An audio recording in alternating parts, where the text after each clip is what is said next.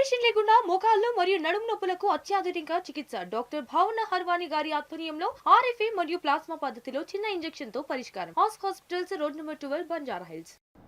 సమ్మె ఎఫెక్ట్తో బస్సులన్నీ డిపోలకే పరిమితమయ్యాయి. తెల్లవారుజాము నుంచే డిపోల ముందు కార్మికులు ధర్నా చేస్తున్నారు. బస్సులు లేకపోవడంతో ప్రజలు తీవ్ర ఇబ్బందులు ఎదుర్కొంటున్నారు. ఇది ప్రజాపాలన కాదు, దగాపాలన అంటూ ఆగ్రహం వ్యక్తం చేస్తున్నారు. జీడిమెట్ల బస్ డిపో బస్సులను బయటికి రాకుండా అడ్డుకుంటున్న ఆర్టీసీ కార్మికులతో మా ప్రతినిధి యాసర్ ఫేస్ టు ఫేస్. సర్కార్పై ఆర్టీసీ కార్మికులు ఉక్కు మోదం మోపారు. ప్రభుత్వంతో తమ చర్చలు విఫలం కావడంతో ఆర్టీసీ కార్మికులు సమ్మె బాట ఆర్టీసీ బస్సులు డిపోకి పరిమితమయ్యాయి. అటు బస్సులు డిపోకి పరిమితం కావడం వల్ల ప్రజా రవాణా వ్యవస్థ మొత్తం స్తంభించింది. ప్రజలు కూడా తీవ్ర ఇబ్బందులు ఏర్పడుతున్న పరిస్థితి ఉంది. ప్రస్తుతం మన మహిళా ఉద్యోగులు మనతో పాటు ఉన్నారు. అమ్మ, చెప్పండి, మీ ప్రధానంగా ఇవాళ సమ్మె చేస్తున్నారు, సమ్మె ఎందుకు చేస్తున్నారు, మీ ప్రధానమైన న్యాయమైన డిమాండ్స్ ఏంటి? మెయిన్ పేస్ట్ లో ఏమైతే డిమాండ్స్ మాకు ఇచ్చాడో, ఆ రోజు ఏమైతే హామీలు ఇచ్చాడో అవే మేము ఇప్పుడు కోరుతున్నాం. మేమేం గొంతెమ్మ కోరికలు ఏం కోరట్లేదు, అదనంగా ఏమీ కోరట్లేదు. మాకు అమలు చేసి ఈ సమ్మె నుంచి మాకు విముక్తి కలిగించండి. మేము సమ్మె చేయాలని మేము ఆలోచన లేదు మాకు. మహాలక్ష్మి పథకం ప్రవేశపెట్టారు. పని భారం ఎక్కువవుతుంది, ఓవర్లోడ్ బస్సెస్ వెళ్తున్నాయి, కండక్టర్లు టికెట్లు ఇవ్వలేని పరిస్థితి ఉంది. దాన్ని మీరు ఎట్లా చూస్తారు?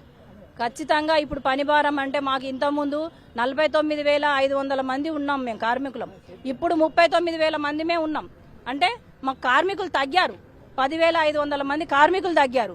పని భారం మాత్రం ఖచ్చితంగా పెరిగింది. ఇంతకుముందు 7 గంటలు 8 గంటలు డ్యూటీ చేసేది ఇప్పుడు 12 గంటలు డ్యూటీ చేస్తున్నాం. మహాలక్ష్మి టికెట్లు వచ్చి కూడా మేము చాలా ఒత్తిడి పడుతున్నాం. ఒత్తిడి అవుతుంది, మాకు చాలా ఇబ్బంది పడుతున్నాం.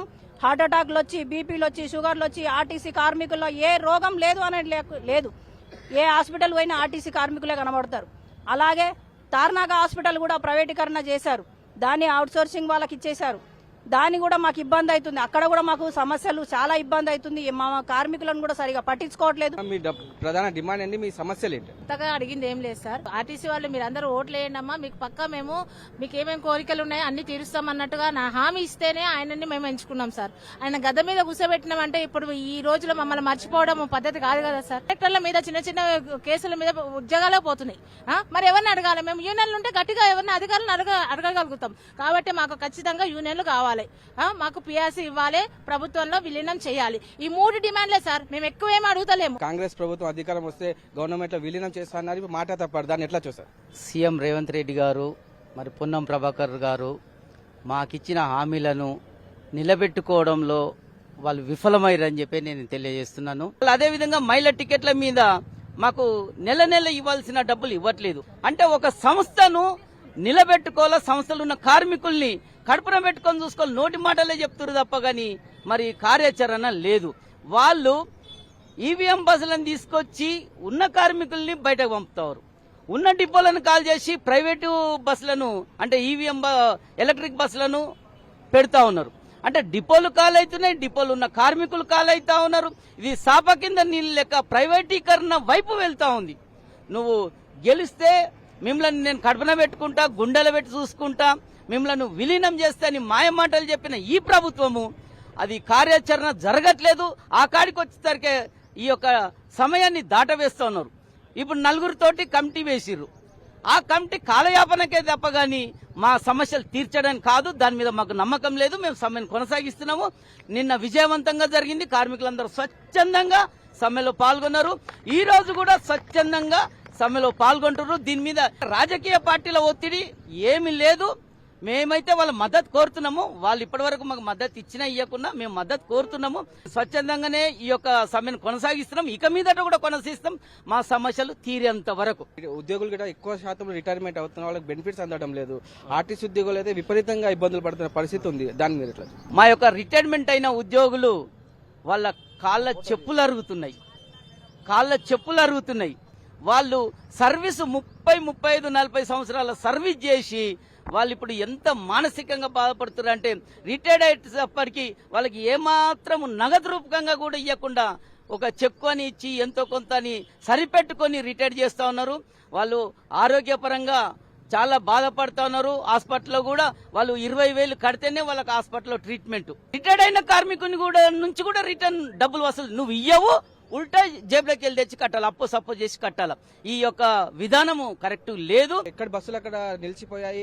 ప్రభుత్వం అబద్దాలు ప్రచారం చేస్తూ మేము బస్సులు నడిపిస్తున్నాం, ప్రయాణికులకు ఇబ్బందులు లేదంటున్నారు. బస్సులు ఏమో డిపోకి పరిమితం అనేది. దీన్ని ఎట్లా చూస్తారు? ఎంత ప్రభుత్వం చేసే కుట్రలో భాగం అనేది చెప్పొచ్చు. నిన్న మా ఎండీ గారు కూడా మేనేజ్మెంట్ తరఫున ఏం చెప్పారంటే 25%, 100లో 25% మేము నడుపుతున్నాము సాయంత్రం వరకు, ఇంకా పికప్ చేస్తామన్నారు. అసలు చూస్తే అది అంతా అబద్ధం. అవన్నీ తప్పులు అవి ఏం లేవు. మా అంటే 1-2 బస్సులు, మా అంటే 1%, 2% ఏమో వాళ్ళు బలవంతంగా, అది కూడా పోలీసు వాళ్ళని పెట్టి బలవంతంగా కాంట్రాక్ట్ వాళ్ళతో నడుపుతున్నారు. అంతే తప్ప అసలు ఒక్క బస్సులు కూడా సరిగ్గా బయటికి వెళ్ళట్లే.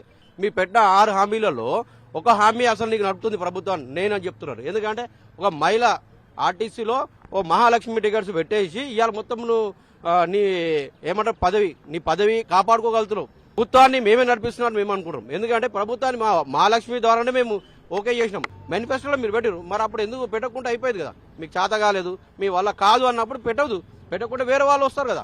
వేరే వాళ్ళు వచ్చి మేము వాళ్ళ హామీ తీసుకున్నాం. ఆర్టీసీని ప్రభుత్వంలో విలీనం చేయాలి.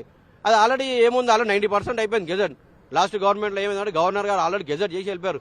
ఓన్లీ 10% ఏంటంటే నామినేట్ డే ఇవ్వాలి. ఆ డే ఇవ్వడానికి మీరు డేట్ ఇవ్వడానికి మీరు సరం చేస్తున్నారు. ఇవాళ ఆల్రెడీ యూనియన్స్ ఉన్నాయి, యూనియన్స్ లెవెల్ చెప్తున్నారు. కాబట్టి యూనియన్స్ ఉన్నాయి, మా యూనియన్స్ పునరుద్ధరించాలి. 2 PRCలు ఇవ్వాలి, పెండింగ్లు ఉన్నాయి.